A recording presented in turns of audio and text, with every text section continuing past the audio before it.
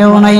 আল্লাহ গো, তুমি যদি মাফ না করো কে আমাকে মাফ করবে? তুমি যদি মাফ না করো কে আমাকে মাফ করবে? তুমি যদি আমাকে মাফ করো তাহলে তোমার কোনো দিকে কমবে না, তুমি যদি আমাকে মাফ না করো তোমার কোনো দিকে বাড়বে না।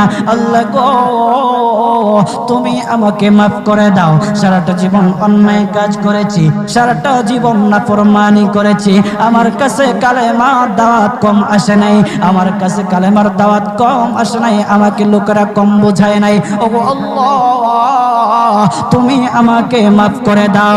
মাফ না করলে কোথায় যাব, কার কাছে যাব? বাবা যখন মারে তখন মার কাছে আশ্রয় নেওয়া যায়, মা যখন প্রহার করে তখন বাবার কাছে আশ্রয় নেওয়া যায়, বাবা মা যখন প্রহার করে তখন দুনিয়ার কারো না কারো কাছে আশ্রয় নেওয়া যায়। ওগো আল্লাহ,